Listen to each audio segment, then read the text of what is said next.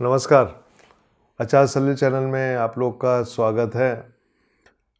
मैंने गुजरात के बारे में अपने फॉलोअर्स को एक वीडियोस दिया था पिछले 2 दिन पहले, लेकिन अब मेरे फॉलोअर जानना चाहते हैं कि आचार्य जी, चुनाव की डेट डिक्लेयर हो चुकी है और उसके हिसाब से बताइए। तो जैसा मेरा स्वभाव रहा है कि जब भी मेरे फॉलोअर्स मुझसे रिक्वेस्ट करते हैं तो मैं कोशिश करता हूं कि उनको एक वीडियो दे सकूं। और जानना चाहते हैं कि सीट वगैरह कितनी आएंगी, बीजेपी की या कांग्रेस की या आम आदमी पार्टी। कुछ ने तो यहाँ तक लिखा है कि क्या आम आदमी पार्टी सरकार वहाँ बना लेगी, जबकि आम आदमी पार्टी ने अपना मुख्यमंत्री उम्मीदवार घोषित कर दिया है। तो ये बताने के लिए मैंने पहले देखा कि 1 तारीख और 5 तारीख को जब चुनाव होंगे दिसंबर के महीने में, उस समय ग्रहों की क्या स्थिति है। तो देखिए, जब 1 तारीख को चुनाव होंगे, वोटिंग डाली जाएगी, वोट किए जाएंगे, तो उस समय वृश्चिक लग्न है और लग्न की जो डिग्री है वो 12 डिग्री का, मतलब मजबूत लग्न है। इसका मतलब ये हुआ कि गुजरात की जो जनता है वोट डालने के लिए बाहर निकलेगी।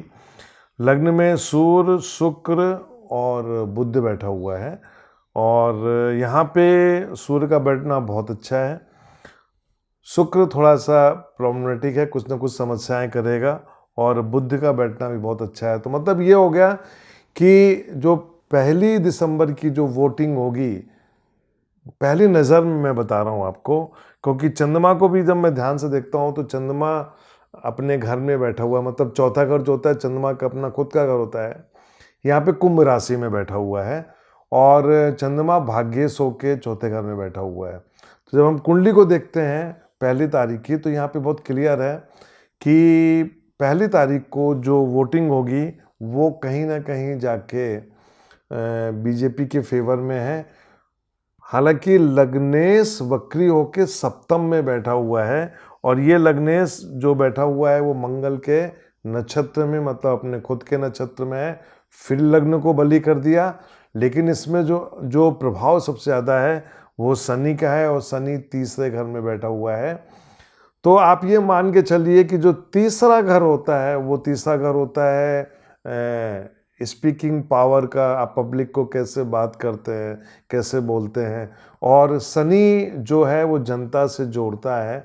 और यहाँ पे जो गुरु है जो बहुत ही प्रभावशाली पंचम में बैठ के नवम को देख रहा है, इसका मतलब ये हो गया है कि 1 दिसंबर को जो वोट डाले जाएंगे उसमें जो पूरा प्रभाव रहेगा उसमें मोदी जी का और अमित शाह का प्रभाव रहेगा। और अभी मैं मुख्यमंत्री की कुंडली को नहीं डिस्कस कर रहा हूँ, पिछले वीडियो में मैंने डिस्कस किया था उनकी कुंडली को। लेकिन गुजरात की का जो चुनाव है उसमें ये साबित हो जाएगा कि पूरा जो इन्फ्लुएंस रहेगा उसमें मोदी जी का और अमित शाह का रहेगा पहले फेस में। जब हम दूसरे फेस पे जाके देखते हैं, जो कि 5 दिसंबर 2022 को वोटिंग होगी, वृश्चिक लग्न है, यहाँ पे सूर्य और शुक्र बैठे हुए हैं और बुध जो 1 तारीख को बैठा हुआ था वो दूसरे घर में चला गया है। और यदि मैं दशा अंतर दशा को देखूं तो केतु की महादशा में बुध का अंतर रहेगा और केतु जो है ना 12वें घर में बैठा हुआ है। मंगल फिर 7वें घर में वक्री होके बैठा हुआ है। यहाँ पे मंगल को यदि मैं देखूं तो मंगल में चंद्रमा के नक्षत्र में बैठ गया और इसमें जो प्रभाव है वो बुध का हो गया। तो और खुद मंगल 7वें घर में वक्री बैठा हुआ है शुक्र की राशि में। नेक टू नेक रहेगा, लेकिन यहाँ पे भी गेन में जो बैठी हुई है वो बीजेपी में बैठी हुई है। और क्योंकि जुपिटर जो है वो 5वें घर से लग्न को पकड़ा हुआ है, इसका मतलब आप ये मान के चलिए कि दूसरे राउंड में यदि देखा जाए तो यहाँ पे भी बीजेपी हार नहीं मानने वाली है, नेक टू नेक रहेगी। और इसका कारण ये है कि जब हम जाके कुंडली देखते हैं मोदी जी की कुंडली, क्योंकि मोदी जी का गृह राज्य है, तो मोदी जी की कुंडली में मंगल की महादशा में गुरु का अंतर और शुक्र का प्रत्यंतर है। हालांकि मैंने अक्सर बोला है कि मोदी जी को अपना थोड़ा स्वास्थ्य का ध्यान रखना है। लेकिन मंगल चूंकि लग्नेश है और उसी राशि में वोटिंग हो रही है 1 और 5 को, इसका मतलब कहीं ना कहीं मोदी जी का इन्फ्लुएंस काफ़ी ज़्यादा रहेगा।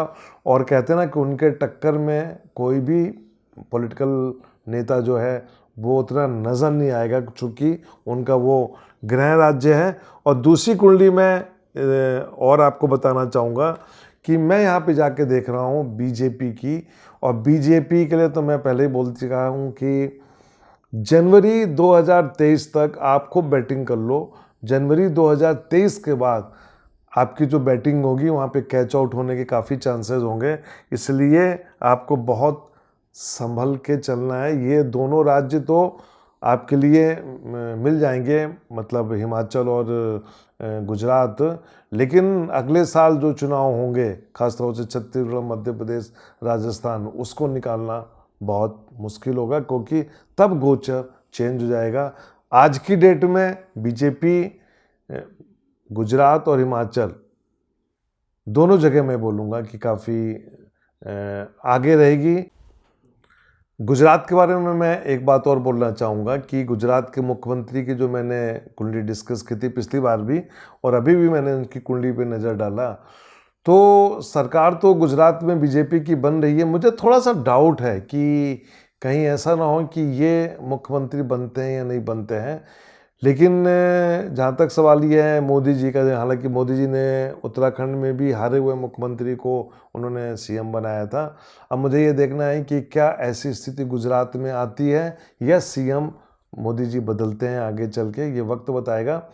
लेकिन एक बात तो बहुत क्लियर है कि गुजरात में जो सरकार है वो बीजेपी की है, और वहाँ की जो जनता है वो आगे चल के जितने भी वादे हो रहे हैं इनको नकारेगी, क्योंकि गुजरात की जनता काफ़ी हद तक मैं समझता हूँ कुंडली के हिसाब से वो फैसले ले चुकी है। अब जहाँ तक सवाल ये है कि सीट कितनी आएंगी, वर्तमान समय में बीजेपी के पास 111 सीटें हैं। मैं कहूँगा कि गुजरात की जनता सभी वादों को नकारते हुए फिर बीजेपी की तरफ जाएगी, और मैं समझता हूँ कि बीजेपी को 100 से 120 सीट के बीच में मिलेंगी। और जहाँ तक मेरे से कोई पूछेगा कि कितनी सीटें आएंगी, तो 120 से कम सीटें बीजेपी को नहीं मिलेंगी।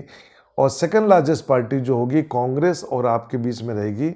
लेकिन जैसा कि मैंने पहले ही बोला कि कांग्रेस और आम आदमी पार्टी के बीच में जो आपस की जो टसल है, ये बीजेपी को सरकार बनाने में काफ़ी मदद करेगी। मेरे हिसाब से बीजेपी को कम से कम 120 सीटें, और कांग्रेस जिसके पास अभी 62 सीटों के आसपास है, 60 से ऊपर है, वो सरवाइव करेगी और वो कहीं ना कहीं जाके 40 से 45 सीटों के बीच में रहेगी। और आम आदमी पार्टी देखते हैं खाता खोलती है 1, 2, 3, 4 पे, ये तो वक्त बताएगा। लेकिन मेरे हिसाब से जहाँ तक सवाल है, अभी आम आदमी पार्टी के जो सीएम कैंडिडेट हैं उनकी कुंडली मेरे पास नहीं है, लेकिन केजरीवाल और आम आदमी पार्टी की जो कुंडली है उसके हिसाब से गुजरात में आम आदमी पार्टी बहुत ज़्यादा अच्छा नहीं कर पाएगी।